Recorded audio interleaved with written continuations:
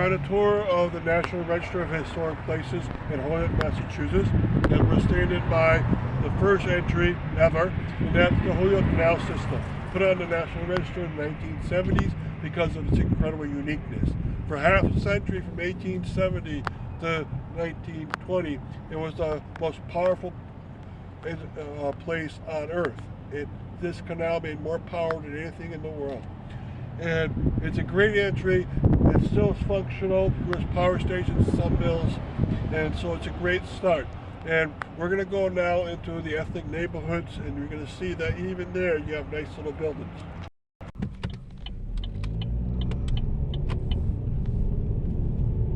Okay, we're going to go now onto Main Street and see two entries and one almost entry. And here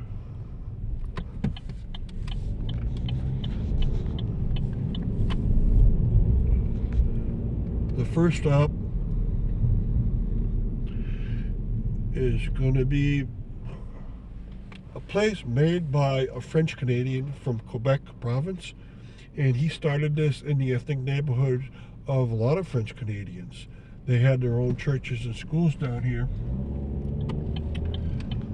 and the reason why he made it, he wanted a professional building put into place, and it worked.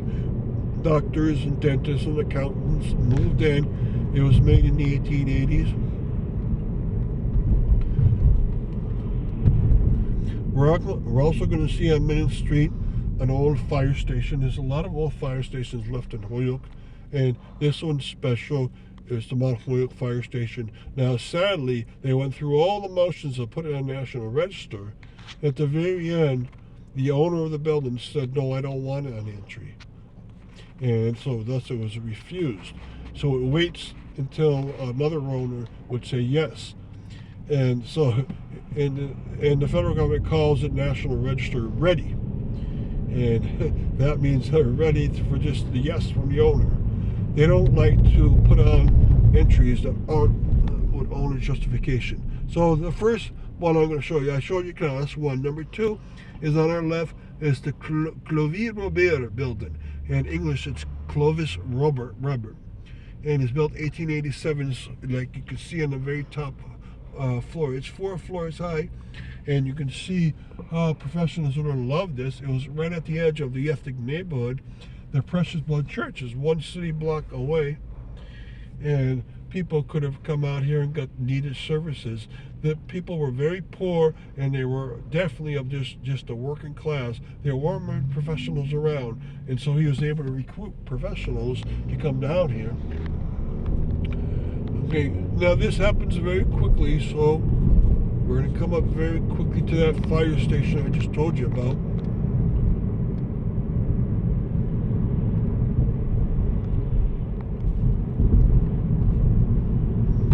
Okay, the fire station I just told you about is on the left-hand side.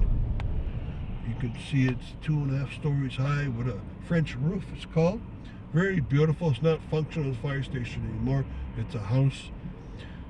Now we're going to go very quickly to the next building called the Friedrich Block.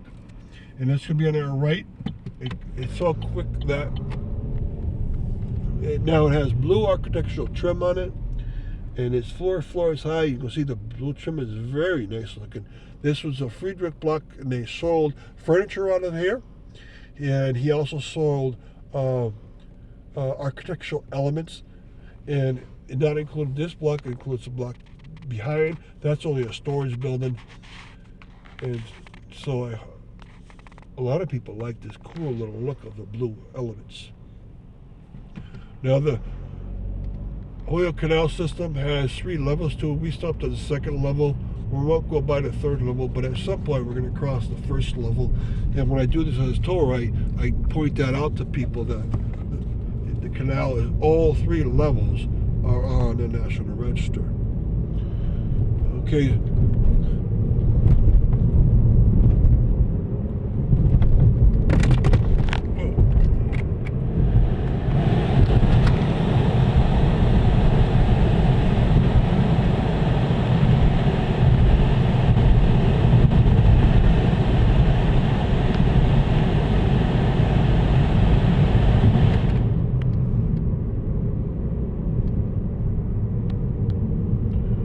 I grouped these together such that you had those 3 stops down the hill. The stops up the hill, we have to climb this Sargent Street. And when I gave the bicycle tour part of it, I had to wait 15 minutes for everyone to get up that hill. I'm a good bicycle rider, but most people are just average, so we just waited. And I warned them, of course, and they all did very well. About 18 people were on that. Okay, now our next stop is going to be Westerhurst. This is the home of the Skinner family. They moved the whole entire home from Williamsburg after a dam collapse, and the dam's collapse killed 200 people, but the entire Skinner family was saved. They moved their home down here, but they built a new factory that sold, of course, silk. Now, I mean, you might think that other institutions, buildings, districts belong on National Register through Holyoke, and you're probably correct. But of course, it's a big deal. There has to be a good reason, and one of the best reasons is architectural design. The second best reason is that something very historic happened in that place, and the third reason is that a historic person lived there, and a fourth reason is for future use, and that usually means that Native Americans were buried in that location, or they had one of their homes in that location, and that could happen too in the future. So we're passing finally by Westerhurst's garden, and we'll go by the front of the house. And after Westerhurst, I sent people down towards the library, and there's 3 quick more entries down there. So things are happening fast, and that's why I like to be in a bicycle giving this tour.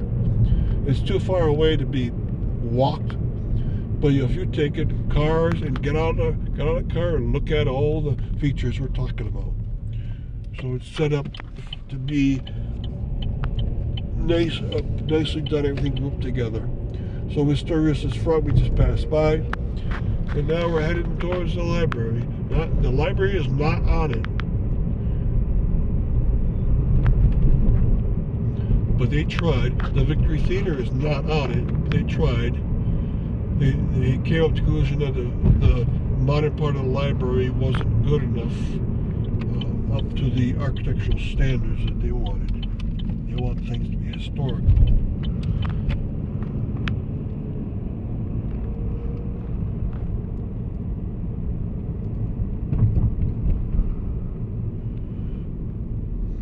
Okay, so the next entry is all of Essex Street that we're going to go over. So we're right out here. This is a brand new entry as of this year. It includes this modern building, the Randolph and Carlson, and the new building with it, and the former Providence School of Nursing to our immediately right. And then the Daniel Newton that we passed on the left, his home was there. And this beautiful 2 double apartment.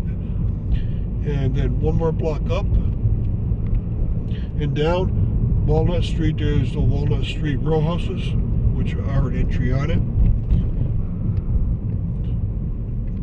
And it's really cool looking house on the right hand side here. You can see that's a beautiful, unique architectural style to it. Probably it's called stick style Victorian home.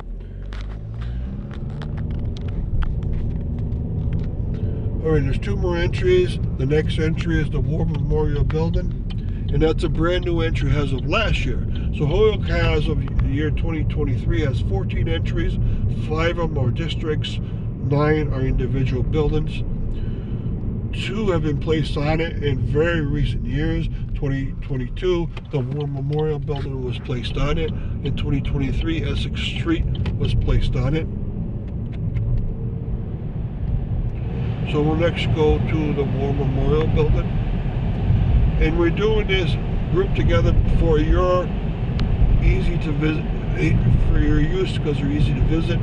They're not in chronological order by how they're built or how they entered a National Register.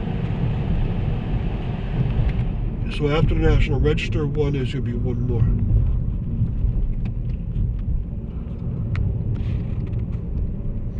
Okay, so the War Memorial Building is right here on our immediate right hand side. It's a very beautiful building. It's right at the corner of where I sent you down by the Congregational Church to High Street. And so you can actually group them together if you want to. And the reason why I brought you down here anyways is that one more entry, hard to get from the library. It's called the Maplewood Hotel, and that's on the left-hand side. The left-hand side has two buildings that are entry. They were built by Arthur Beebe, and the reason why he had it built was he wanted a place for his friends who were visiting him to be able to live. He had a restaurant on the ground floor. It was also the home for the Holyoke Creative Arts Center, which is 100 years old as of this year. And so this gorgeous place surely belongs in the National Register. Now there's other places that do it too, and we're going to keep working to get more on them. But I'm glad that you went on this part number 1 of National Register, and hopefully you can join up part 2, which starts at the Holyoke Public Library. Thank you very much.